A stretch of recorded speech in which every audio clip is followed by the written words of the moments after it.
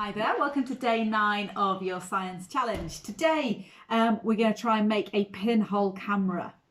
Okay, so there's a few things that you might need for that. You're going to need some kind of cardboard box. Okay, so the shape of the cardboard box is quite important. So the closer to a cube probably the better. So I've just got a couple of examples. I'm going to use one of these, which is a tissue box. Okay, and we've got quite a few of these in the house.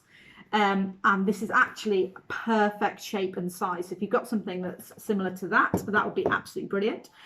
Also, we drink a lot of tea in this house. We have quite a lot of these shaped boxes. This would work well, something like that. Or maybe something a bit smaller, but still quite cuboid-ish. So not necessarily a cube, but this would work quite well as well. So you're looking for a cardboard box, something like that. Ask permission before you use it, because it might have something important in it. So I'm going to show you how to make a pinhole camera. I'm going to use this tissue box to show you how. I've actually already made one, so I'll refer to this one a bit as well, just to show you how to do it. Okay, so this is a great example, great thing to use, because first of all, it's got one side, it's got a hole in one side, which is actually going to be really useful to make our pinhole camera. Okay, so what we're going to need to do is open the box, because the first thing we've got to do is we've got to get it completely black on the inside. Okay, so I'm going to open up my box without damaging the leaves if possible. There we go, right.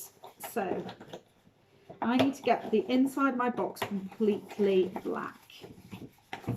So what I've done is I've taken some black paper, okay, so just some regular black paper, and I've cut it into the size of each part of the box. So what I'm going to do is I'm going to then stick that. I'm going to use double-sided sticky tape, however you could use glue instead.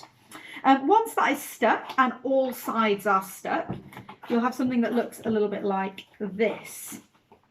Okay, now what I did was wherever there was a gap, okay, I used a a black marker just to colour in any grey that was left over, okay, just to make sure that the inside of my box was going to be completely black. And now you'll notice I've not yet done this this side, okay. I'm going to show you how to do that one in a minute, but the rest of the inside of the box is completely black. So using black paper and a black marker to get it completely black. It's really important that there's nothing other than black. So when I shut it, you can see these flaps are black, even though those aren't. Inside, there is no light at all. Okay, you should be able to see.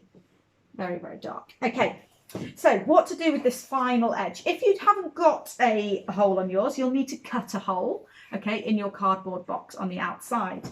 Then you're going to need just some regular grease-proof paper. Okay, so just like baking paper. You've probably got some of that in the kitchen. And you're going to make your final side, okay, but in your final side you're going to also cut a hole in your piece of black card, and then you're going to stick a piece of baking paper or greaseproof paper over the side. If you've got white baking paper, that's probably better than brown, but I've used brown and it's worked fine. Okay, so that's my final side. So what I'm going to do is I'm going to take my pinhole camera and I'm going to pop that into my final side. Okay, I've got double-sided sticky tape on that, so it's stuck in really nicely. So if you just have a look in there now, you can see that final side, and I've got my greaseproof paper here. So when I use my pinhole camera, that side is going to be the screen. Okay, so I'm going to shut my pinhole camera now, and this is where I'm going to see my image. Okay, now please don't mistake me here. You're not going to get an image like you get on a camera phone or a digital camera. It's not going to be like that. What it's going to be is an outline, hopefully, of a bright light with a silhouette. Okay, so that's what we're aiming for.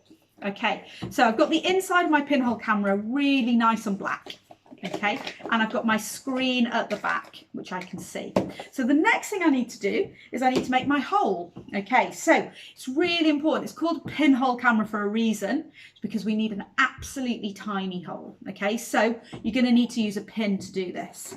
So all you do, on the side opposite your screen, you're going to take your pin and pop a hole in. Okay, so I've gone through the cardboard and through my black paper on the other side. Okay, so I've got a hole and it's pin sized. Okay, so my pinhole camera is now complete.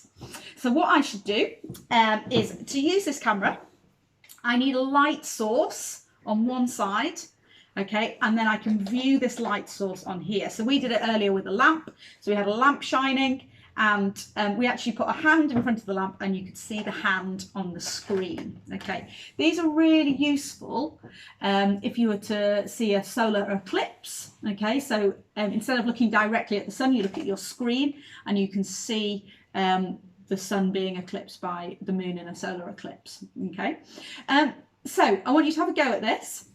Like I say, when you look for your image, you're going to have a bright light and then some kind of silhouette in front. Okay, can you just pause? So here I've got a bright light, I've got my pinhole camera, and I can get an image of the light on the screen of my pinhole camera. Okay, then if something comes between that, I'm not sure if I'll be able to do it. Can you see that?